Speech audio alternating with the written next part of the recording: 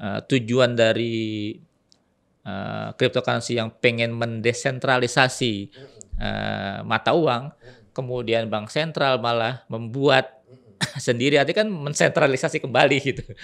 Ada semacam apa ya? Saya bikin kebingungan juga buat saya gitu. Itu gini, beda. Kalau yang digital currency yang diproduce oleh BI sebagai bank sentral itu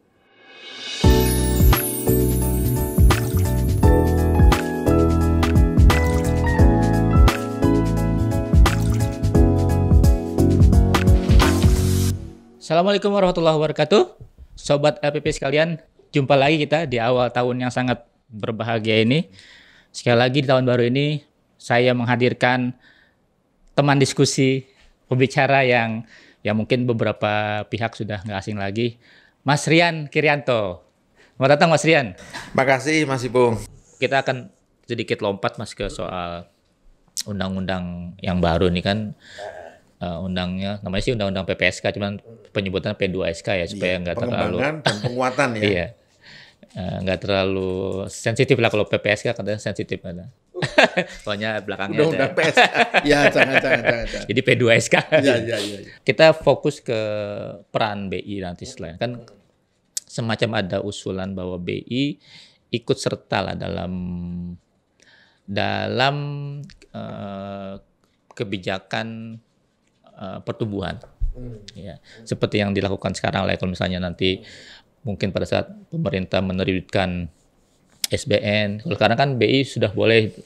Jadi konsep burden sharing-nya ya? Iya, burden sharing-nya, kita ngomong burden sharing. Kan itu kan seharusnya kan sementara ya, karena BI kan dulu kan beli tapi di sekunder ya, nggak langsung pas penerbitan. Nah, pada saat nanti BI membeli surat berharga sesuai dengan draft di Undang-Undang PPSK ini di pasar pertama pada saat penerbitan pemerintah SBN itu, apakah nanti kita akan balik lagi seperti awal bahwa BI nanti akan ikut, ya istilahnya kalau dulu kan kita punya namanya Dewan Moneter ya. Ada Menteri Keuangan, ada BI. Nah, apa itu nggak akan membawa BI lagi ke arah situ Mas? Karena jadinya kan BI nggak lagi ke tadi kita bilang bahwa tanggung jawabnya adalah inflasi, udah ansih gitu ya, harga-harga. Karena kan harus tanggung jawab pertumbuhan juga. Gitu. Oke. Jadi pertama, dulu secara historis kan Bank Indonesia sebagai bank sentral itu kan punya, kalau nggak salah 3 tupoksi ya, menjaga inflasi, membuka lapangan kerja, which is maksud itu mendorong pertumbuhan ekonomi ya kan. Tapi lalu bergeser undang-undang BI yang lama di amandemen sehingga BI punya single target tadi, menjaga harga, stabilitas harga, which is itu kan inflasi gitu. Tapi sebetulnya melalui stabilisasi harga ini sebetulnya itu juga ada impact-nya itu ke sisi ekonominya, yaitu pertumbuhan. Apakah BI mau mendorong pertumbuhan atau mengerem pertumbuhan itu kan bisa menggunakan jalur moneter ini gitu loh. Makanya ada istilah tadi hawkish atau dovish kan gitu. Nah, dari itu jelas, makanya dulu kan ada istilahnya standing BI saat ini adalah pro growth. Itu jelas sekali.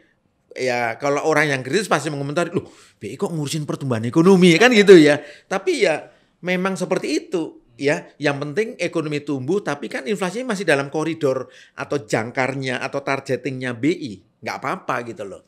Nah, yang kedua catatan saya, konsep di burden sharing yang diadres di Undang-Undang P2SK itu pasti ada konsideran-konsiderannya ya, yaitu jika situasinya seperti ini maka BI boleh melakukan tindakan ya, tentunya dengan governance yang bagus, dengan tata kelola yang bagus, dengan kontrol yang bagus, boleh melakukan yaitu tadi pembelian surat berharga negara dalam nilai atau valuasi tertentu untuk apa? Untuk kepentingan nasional. Definisi kepentingan nasional itu adalah stabilitas ekonomi, ya kan? Iya. Kemudian mendorong tadi pertumbuhan dan sebagainya. Karena kalau misalnya amit-amit kita sampai pertumbuhan minus seperti 97-98, jangan sampai lah, ya jangan sampai. Makanya dengan instrumen tanda petik burden sharing yang skema baru ini itu merefleksikan BI independen, tetap independen, tapi bukan dalam konteks negara dalam negara. Nah ini yang diskusi dari dulu selalu muncul itu. Karena orang mengesankan seolah-olah BI itu kayak negara dalam negara dengan keindependensian itu. Tapi kita harus tahu independensi BI itu ya istilahnya apa ya? Ya akan ada istilah itu bebas tapi tidak sebebas-bebasnya. Gitu loh. Iya. Tapi tetap dalam koridor NKRI. Bebas bertanggung jawab kok. Bebas bertanggung jawab atau apapun nah istilahnya. Artinya ketika negara membutuhkan kehadiran BI melalui tindakan-tindakan moneter atau tindakan makroprudensialnya, it's okay. Yang penting tata kelolanya, supervisinya harus jalan. Ya, tidak boleh koridor aturan ini ditabrak, nggak boleh atas nama apapun gitu loh. Nah itu penting itu. Jadi independensi tetap, tapi suatu saat dibutuhkan dia harus nggak jangan sampai seperti Inggris sekarang ya. Jangan itu. Saking independensinya akhirnya beda jalur sama kebijakan dan fiskal. kalau kita bicara Inggris tuh mengalami kegagalan seperti ini berkali-kali. Dulu kalau masih lihat dan mungkin pendengar itu membaca ya, kan peristiwa jatuhnya Northern Rock Bank itu kan begitu. Oh. FSA-nya yang tiap hari meregulasi mengawasi ini tahu bahwa Northern bank ini itu udah rusak secara sistemik, tapi nggak ngomong sama bank sentral. Nah itu loh, terjadi diskoordinasi, miskomunikasi. Akibatnya apa? Jatuhlah bank ini. Northern Rock Bank, ya kan? Yang membuat apa? Akhirnya pemerintah Inggris mengatakan, udahlah, kembalilah pengawasan ini ke Bank of England. Nah itu loh, itu ada cerita itu. Jadi jangan sampai itu terjadi di kita. Makanya kita punya wadah. Itu namanya Komite Koordinasi Komite Stabilitas Sistem Keuangan. Nah mungkin yang tadi itu pasal yang terkait dengan burden sharing edisi baru ya istilahnya edisi baru mungkin dalam koridor itu Mas. Oke. Tapi ada poin juga yang menyebutkan bahwa di dalam KSSK itu Menteri Keuangan bertindak sebagai koordinator sekaligus anggota. Jadi plus sekarang ada anggota baru tuh LPS. Kan jadi ada 4 ya. LPS, BI, OJK, Kementerian Keuangan. Mungkin kalau menurut saya karena 4 ini kan karena genap ya, jadi khawatir akan ada deadlock gitu. Jadi kalau 3 kan kita tinggal gampang voting aja gampang ya. Kalau 4 kan deadlock tadi. Kalau deadlock nanti akan susah ngambil keputusan. Makanya itu tadi di dalam undang-undang itu dibikinlah Kementerian Keuangan akan menjadi koordinator yang bisa memutuskan jika terjadi deadlock. Tapi kan itu akan kesannya kan kembali lagi bahwa ya seperti dulu juga dong, Dewan Moneter juga dulu Menteri Keuangan ketuanya kan, ada Menteri Perindustrian, ada BI dan lain-lain. Nah, Mas Rian melihatnya seperti apa? Kalau saya melihatnya ya ini apakah mengkhawatirkan itu seperti yang saya bilang tadi, bahkan kembali ke Dewan Moneter dan artinya mengorbankan independensi BI, atau memang tujuan-tujuan yang tadi burden sharing itu tetap tercapai tapi jangan sampai menghilangkan independensi BI gitu. Nah, di undang-undang yang baru ini. Dari undang-undang P2SK itu memang sebetulnya semangatnya itu tidak mendiskon keindependensian dari Bank Indonesia, OJK maupun LPS. Tetapi dalam konteks koridor KSSK memang ditetapkan dan ini sudah berjalan sebelum adanya undang-undang P2SK ini bahwa ketua daripada KSSK adalah Kementerian Keuangan, ya Minister of Finance. Dan itu sudah berlangsung di mana melalui forum ini para pihak 3 lembaga ini termasuk Kementerian Keuangan itu berdiskusi, ya. Makanya mereka rapat rutin itu 1 kali dalam 3 bulan atau rapat kuartalan. Untuk apa? Untuk melakukan pembahasan peristiwa yang sudah terjadi dan yang akan terjadi. Nah, dari situ nanti disimpulkan satu valuasi kondisi ekonomi dan sektor keuangan kita, kemudian guidance policy ke depan atau policy guidance ke depan seperti apa. Nah, itu melalui diskusi di antara mereka. Di antara petinggi ini. Nah, tapi sebelum di antara pengambil kebijakan ini, ya para decision maker ini, itu udah diproses di level teknis. Iya, makanya ada istilahnya pertemuan teknis. Siapa itu pertemuan teknis? Itu bisa di level deputi. Deputi itu ada deputi OJK kan, ada deputi Gubernur Bank Indonesia, kemudian ada deputi juga dari LPS. Itu di tim teknis dibahas dulu. Kemudian dibahas, dinaikkan ke atas, kemudian itulah yang dibicarakan. Begitu selesai, oke. Formulasi perumusan seperti itu, nah tinggal tetapkan kapan kita akan, istilahnya kalau bahasa capital market itu, kapan kita akan press conference Kapan kita akan public expose? Nah itu. Intinya Undang-Undang P2SK ini tidak akan mengurangi independensi BI ya, menurut Mas Rian ya? Enggak. Masing-masing punya arena bermainnya sendiri, gitu loh. Dan Menteri Keuangan sebagai otoritas fiskal juga tidak akan apa namanya itu seolah-olah mencampur tangan atau intervensi ke policy moneter ataupun di policy sektor keuangan. Enggak seperti itu. Masing-masing punya domainnya sendiri-sendiri. Nah, hanya hasil daripada polisi masing-masing itu kemudian diramu ya sedemikian apa, jadilah tadi suatu apa namanya keputusan bersama. Nah, makanya sebutnya KSSK menyimpulkan kondisi sektor keuangan stabil. Jadi tetap gitu. Kolegial gitu ya. Tetap kolegial. Dan masing-masing kan punya vote. Iya, vote. Dan so far tuh nggak sampai terjadi deadlock. Iya. Sebenarnya enggak. Iya. Ya kita harus tahu para pengambil kebijakan kita itu orang-orang yang berpengalaman. Ya, berpengalaman menghadapi berbagai krisis. Nah, itu yang tidak dimiliki negara lain. Makanya kita menghadapi krisis pandemi maupun krisis geopolitik itu kita relatif kalem, kita relatif cool dan confidence. Nggak perlu heboh, nggak perlu panik. Dan itu harus ditunjukkan kepada publik bahwa para pengambil kebijakan itu nggak panik loh. Apa yang tampak oleh kita? Solid. Nah itu penting. Karena dengan penampakan yang solid dan kompak itu membuat market itu percaya diri, Mas. Ya, confident. Dan so far kita baik-baik aja kan? Ya, SG kemarin ya mendekati 7.000 lah. Oke, emitennya tambah. Dan yang mengesankan bagi saya adalah ketika basis investor real kita itu tembus 10 juta.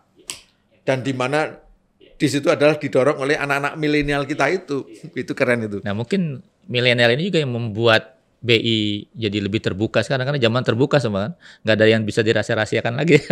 Karena begini, daripada clearness ya, keterangan yang clear itu, yang tanpa multi tafsir itu kan dibutuhkan saat ini, sehingga orang mengambil decision keputusan investasi atau pengembangan strategi bisnis itu menjadi lebih precise gitu loh. Jadi nggak ada ini ke era keterbukaan, era disclosure kan gitu istilahnya. Dan biar everybody knows gitu loh. Itu. Karena gini Mas, ini satu lagi. Kalau komunikasi kita nggak clear Mas, itu kalau ada kerusakan, kan kita jadi nggak efisien gitu loh. Harusnya nggak perlu kita urus, jadi kita urus. Agak gitu loh. Ngambil waktu untuk yang urus yang lain ya. Oke Mas, sekarang kita mungkin agak pindah ke soal digital nih Mas. Tapi saya lebih tetap merelate dengan Bank Sentral. Kan Bank Sentral berencana akan me-launch atau menerbitkan yang namanya CBDC ya. Central Bank Digital Currency ya. Nah, itu kan respon Bank Sentral kepada inovasi teknologi yang sekarang terjadi. Yang awalnya mungkin agak menafikan tapi mulai sekarang mulai menerima dan bahkan mau menerbitkan. Mas Rian ada semacam ya riset atau apa untuk potensi kedepannya nih CBDC akan mengganggu perkembangan cryptocurrency ya kalau kita ngomong soal digital currency ya yang di sekarang swasta atau anak-anak muda gemari atau justru akan menambah hasanah atau warna industri cryptocurrency kita. CBDC ini adalah mata uang currency dalam bentuk digital. Itu satu. Dan dia menjadi alat tukar atau alat pembayaran. Ya, jadi dia tidak bisa kita setarakan dengan kripto yang itu adalah sekarang kan masih belum boleh ya. Belum boleh karena itu adalah instrumen investasi. Ya. Ya, sementara yang satu ini adalah seperangkat currency digital yang bisa untuk alat bayar. Nah, kan ada tahap awal nanti dibikinlah currency digital yang untuk korporasi atau untuk kementerian lembaga. Sehingga nanti debit kreditnya itu antar lembaga dulu. Tapi ketika masyarakat sudah mulai familiar dengan digital currency itu, nah kedepannya di tahun berapa saya lupa 2025 atau 2026, BI akan mencetak yang retail. Kan gitu. Sehingga ini menjadi alat tukar atau alat bayar untuk transaksi perdagangan seperti itu. Nah itu menurut saya itu udah necessary condition. Apa itu necessary condition? Sesuatu hal yang tak terhindarkan. Ya, ketika semua negara bergerak ke arah sana dan Indonesia tidak mengarah ke sana, tentu kita akan tanda petik termarginalkan. Ya, termarginalkan. Bahkan nanti kalau kita bicara global currency, global digital currency kalau ada, ya siapa tahu nanti greenback US dollar juga pakai digital loh, iya kan? Ntar ada lagi BIS untuk. Ya, makanya siapa aja yang sekarang tidak terbayangkan bisa aja nanti happen it gitu kan? Nah, ya itu arahnya ke sana gitu loh. Yang kedua juga ada spirit ini. Kalau semuanya menjadi digital, itu kan sebetulnya langsung atau tidak langsung kita sudah mensupport dengan gerakan-gerakan tadi ramah lingkungan itu. Karena dengan digital currency kan kita nggak perlu lagi, maaf ya, cetak uang. Cetak uang itu dari mana bahan bakunya? Kan macam-macam itu. Sehingga itu bisa, makanya orang mengatakan digitalisasi itu sebetulnya pro kepada prinsip-prinsip ESG itu, environmental, social, and governance. Tapi terutama kepada pro environmentalnya itu, kepada pro lingkungan. Jadi ini is emas. Ya, is emas atau natural condition. Nah, tinggal ini Mas Ipung, ini kan barang baru ya. Maka di proyek Garuda ini, kan namanya proyek Garuda nih, ya kan? Saya udah baca dokumen bukunya, memang bagus dan clear ya, clear. Itu harus perlu sosialisasinya, diseminnya harus terus repetitif, diulang-ulang. Karena ini bahasanya bahasa teknis loh. Iya, betul. Yang mohon maaf bagi orang awam berat. Kita aja yang orang ekonom, orang keuangan berat, apalagi awam gitu loh.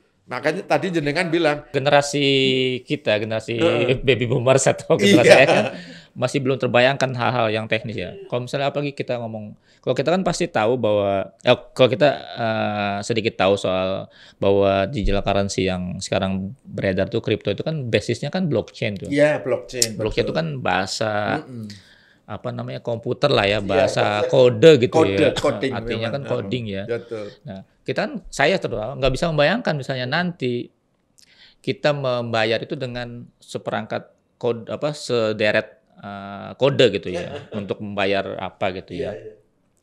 Bukan uang lagi tapi itu underlying-nya adalah uang misalnya ya.